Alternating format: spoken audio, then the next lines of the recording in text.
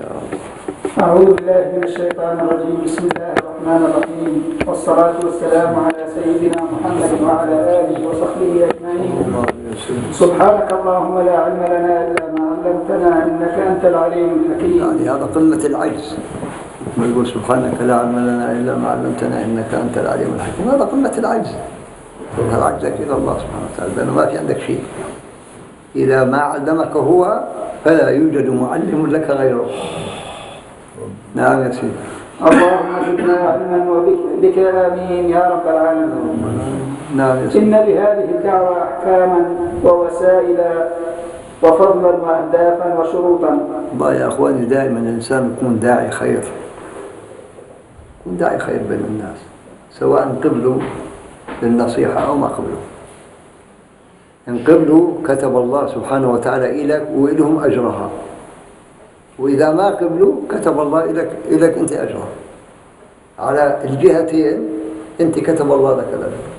نصيحة، يعني لا خير في قوم لا يتناصحون، ولا خير في قوم لا يقبلون النصيحة، بل كل الخير كل الخير في قوم يتناصحون يقبلون النصيحة. يعني الإنسان مش معصوم، الإنسان يخطئ، يذنب، مقصر، فإذا سمع نصيحة منين يستفيد منها يأخذها. قال الحكمة ضالة المؤمن أينما وجدها التقطها ولا يهمه من أي وعاء خرجت. والمهم أنه ينتفع فيها. ولهذا ممكن تلقى حتى في كلام الإنسان الجاهل ممكن تلقى فيه حكمة، خذها، ما في شيء يغاير وما في شيء ينقص من شأنك. يعني ممكن أن الله سبحانه وتعالى يجي الحكمة على يد صبي ولد صغير، خذها، لا تشوف حالك أنت أكبر، لا، الله هو الكبير، كل ما عدا صغير. ولهذا قالوا العلماء وطلبة العلم في مجلس العلم كلهم طلاب، كلهم طلاب. ولو بقي الإنسان عاش أبد الآبدين فإنه لا يتوصل إلى نهاية العلم، يتوصل. نعم يا سيدي. نذكر بعضا منها على سبيل الإيضاح والتنوير. نعم. حكم الدعوة إلى الله تعالى. الله. إن الدعوة إلى الله تعالى واجب كفائي على الأمة الإسلامية جميعها. يقول الله تعالى: كنتم خير أمة أخرجت للناس تأمرون بالمعروف وتنهون. أنت تدعي على مقدارك، على مقدار علمك. ولهذا التناصح ما في أحسن من التناصح. لكن اليوم في الوقت الحالي غالب الناس ما يقولوش نصيحة، شوفها كبير، شوفها مذمر، لا. ولهذا الإنسان يا أخواني إذا استعمل عقله فإنه لا ينتهج إلا المنهج الصح، يستعمل عقله. أما إذا ما استعمل عقله واتبع شهواته ونزواته فإنه يخطئ، بيقع في زلات كثير. نعم يا سيدي. تأمرون بالمعروف وتنهون عن المنكر وتؤمنون بالله. والمعروف هو الله. المعروف ليس بحاجة أن يعرف، المعروف هو الله سبحانه وتعالى. نعم يا سيدي. يقول الله تعالى: ادعو إلى سبيل ربك بالحكمة والموعظة الحسنة. الله سبحان الله. هنا أطلق مجال الدعوة وقيد الشرع الشريف، جفع على كفائية للمستطيع، أما هنا أطلق ولو بكلمة حسنة. ثم الشرع الشريف كما ورد في السنة النبوية قيد للي عبنان متبحر في العلم. نعم يا سيدي.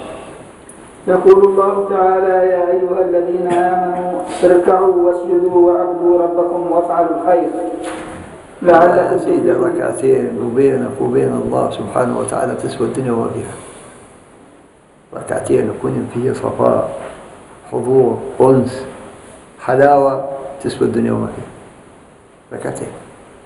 ولهذا النبي عليه الصلاة والسلام بما معنى الحديث يقول: لو علم الناس ما في من الأجر والثواب والفضل في سنة صلاة الصبح، سنة مش الفرض، فيها ثواب كثير السنة، فكيف إذا كان بالفرض؟ كيف إذا كان بنيان أنت واقف بين يدي الله سبحانه وتعالى وتخاطبه، ما في بينك وبينه ترجمان أو حجاب، خاطر ألا يقبل منا؟ ما بعطيك، وهو الكريم سبحانه وتعالى بعطيك.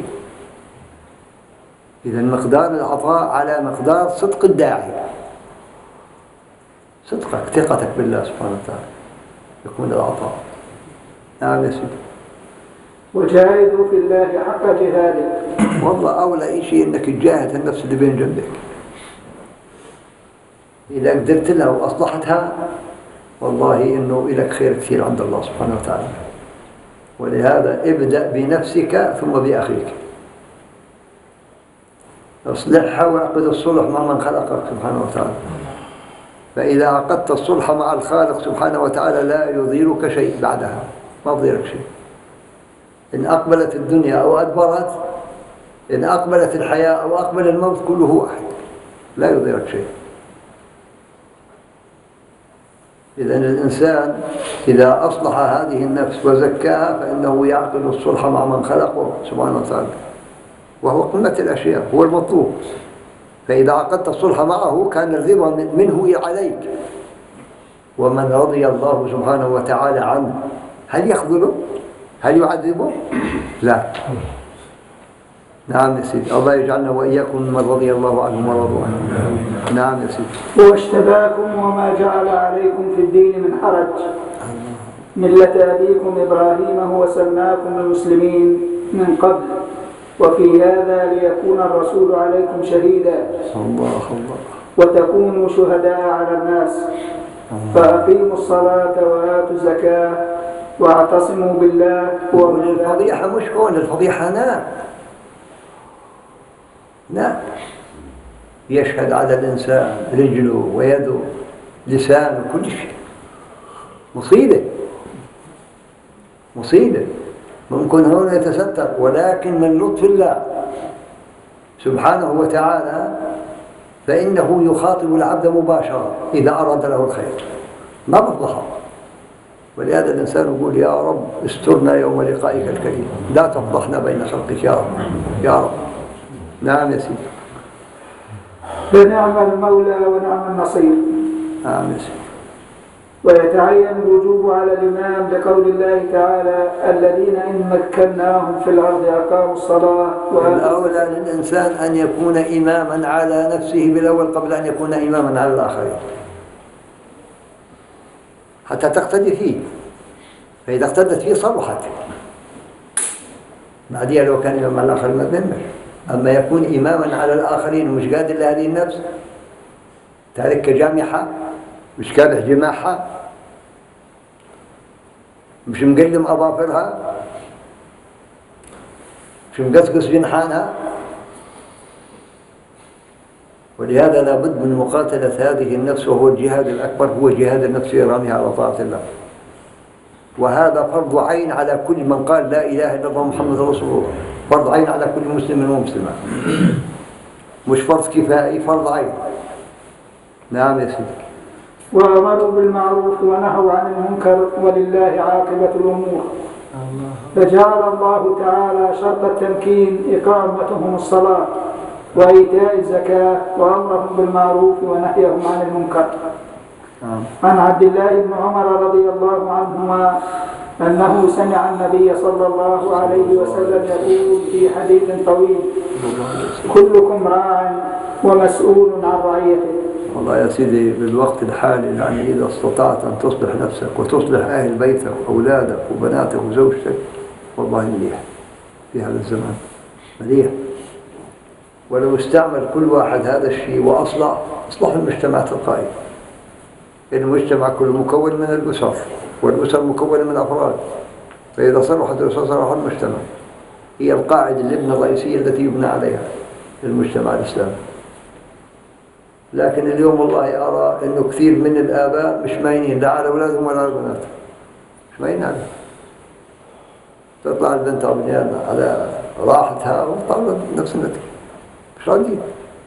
فحسبنا الله ونعم الوكيل. زماننا بالوقت الحالي لا نحسد عليه، قبل كان أفضل أحسن. يعني في زماننا الحالي في عقوق للوالدين كثير، عقوق كثير في الوقت الحالي، عقوق، ما في دار تخلو ولا دار تخلو. فنسأل الله العفو والعافية. الله يجعلنا منكم نكون راضيين واردين، يعني أثناء حياتهم وبعد موتهم. مش أنت تكسب رضاء الوالدين أثناء حياتهم، لا، حتى بعد موتهم.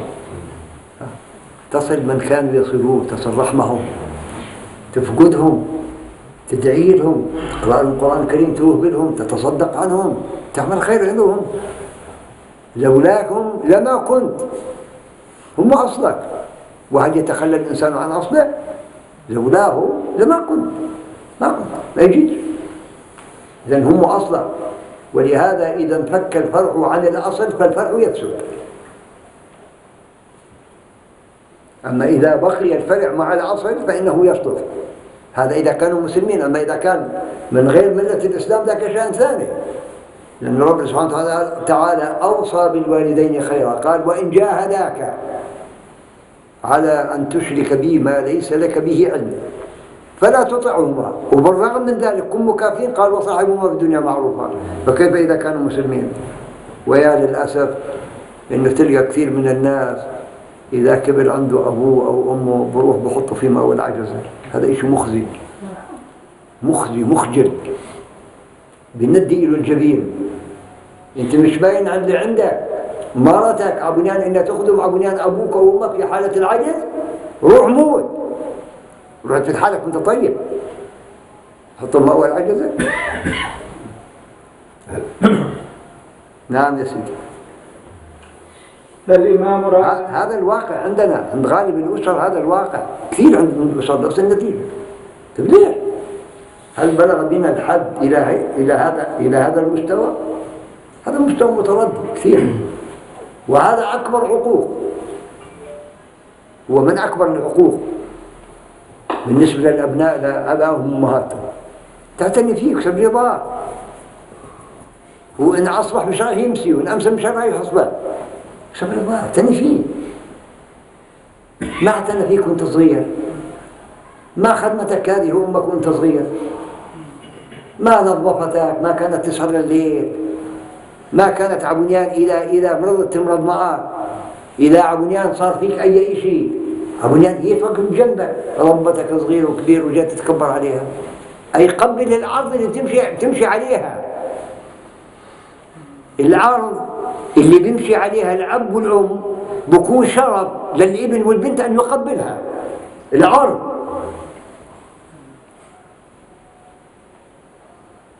هذا إذا كان في إيمان في قلب الإنسان. أما إذا كان ما في إيمان، حسبنا الله ونعم الوكيل. يعني في ناس يتجرؤوا على الأم، بقول لها أنت بدك تكثريها علينا، رضعتينا رطين حليب، بدك تجيب شرطين حليب أعطيك إياها. ولهذا يا أخواني ديروا بالكم على أسركم، حتى حاول اصلح الولد ولو بالبرطيل، ولو تعطيه مصاري، حاول تصلحه،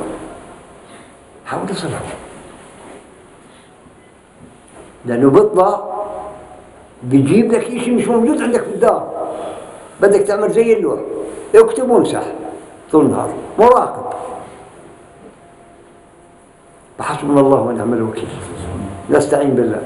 الله يصلح شؤوننا جميعا إن شاء الله، يحفظنا ويحفظ أبنائنا وبناتنا وأزواجنا وأهلينا كلهم إن شاء الله.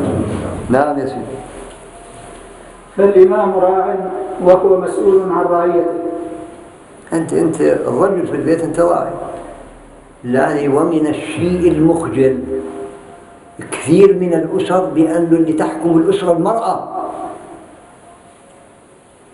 مرأة تحكمك؟ وين أنت؟ اخلع وعيك واعطيها والبس وعيها. ما دام ربنا سبحانه وتعالى بيقول الرجال قوامون على النساء بما فضل الله بعضهم على بعض، انتهى، ما ظل في مجال لشيء ثاني إلا حق ماشي. أما تحكمك في كل شيء تكون أنت زي حجر شطرنج عندها. فهذا أقول لك والله هذا من أدنى المقامات للإنسان. سيد، الرجل سيد في بيته، والسيد ينتهج العدل ما بيظلم، بعدل. يعني تعال بدي أقول لك في زماننا الحالي لا يعدل بين الأبناء والبنات في الميراث، هذا حرام. أنت إذا كان عندك أولاد قبل ما تموت بتروح بتطوع من الأولاد كل شيء عندك وتترك من البنات، اتق الله يا رجل، اتق الله. ألا تعلم بأنك لو كنت صواما قواما سيدخلك الله النار؟ اعدل بيناتهم، وإلا يترك الشيء وقت ما تسافروا ويدبر حالهم، كل واحد يأخذ الشيء اللي له. ولهذا في ظلم كثير، يعني بالرغم أبو نيام بالنسبة للبنات في ظلم كبير في مجتمعنا، وبيجوز فيه من الأمثلة الشيء الكثير، إلا لمن عصمه الله سبحانه وتعالى وكان عادل. مضبوط ولا لا يا سيدي؟ كثير في شواهد كثير. ترجع على حدة قبره، يا أخي أبو نيام مش قادر تعدل، اترك الشيء، هم بعدين نتفاهم، كل واحد بياخذ حصته. وإذا بدك عبنيان يعني تجد ممكن أن الإنسان يكون عنده أبناء صغار ويظلموا، ممكن بظلموا قبل إخوانهم، أو ما في إمكانية اللي مثلا يقليهم أو يتعب عليهم زي إخوانهم، فإذا خصهم بشيء ما في حرج، فيش حرج، خصهم كان يعدل. يعني الإنسان حكيم نفسه يا أخواني، مهما عشت بدك تسافر، بدك تترك اترك عبنان وراءك آثارا خيرة، لا تترك شيء ثاني. نعم يا سيدي. والدعوة إلى الله تعالى والجهاد في سبيله أولى واجباته، ثم أولى بالعلم المسلمون الذين أخذ الله تعالى عليهم الميثاق ببيان العلم وعدم كتمانه، كما يقول الله تعالى: وإذ أخذ الله ميثاق الذين أوتوا الكتاب لتبيننه للناس ولا تكتمونه. قمة الميثاق اللي ربنا أخذه عليك أن توحده، لا تشرك به شيئا، تعبده. غير هيك أنك تكون عبدا مطيع عادل، قول وفعل، مش قول بس. يعني خذ من الناس بالوقت الحالي قول، لكن تعال ادرس فعلهم عملهم، فإن عملهم لا يطابق قولهم. القول زي المثل الفلاح بيقول القول ما بيغني بيض، كبر مقتا عند الله أن تقولوا ما لا تفعلون. ولهذا يقال بأنه في أحد القرى كان عبنيان إمام، وكان في عبيد يعني قالوا له: يا إمام عبنيان حث الناس أنهم يعتقوا العبيد. ما ردش عليهم، مرة مرتين ثلاثة، بعدين يسوا منه تركوه. ليوم فجأة عبنيان خطر، وقال لهم عبنيان مشان العبيد. قالوا له: شو الوضعية؟ قال لهم: يا قوم أنا ما كان عندي عبد، فأنا تجمعت شوية مصاري، اشتريت عبد، اعتقته، بدأت بنفسي ثم أمرتكم، ما ظلش ولا عبد رق في هذيك البلد اللي اعتقه. ولهذا الإنسان إذا ما كان قوله يطابق فعله لا فائدة فيه. عاش قولك وطابق الفعل. نعم يا سيدي. يقول الله تعالى: إن الذين يكتمون ما أنزلنا من البينات والهدى من بعد ما بيناه للناس في الكتاب أولئك يلعنهم الله ويلعنهم اللاعنون. رضي الله عنه. وصلى الله على سيدنا محمد وعلى آله وأصحابه.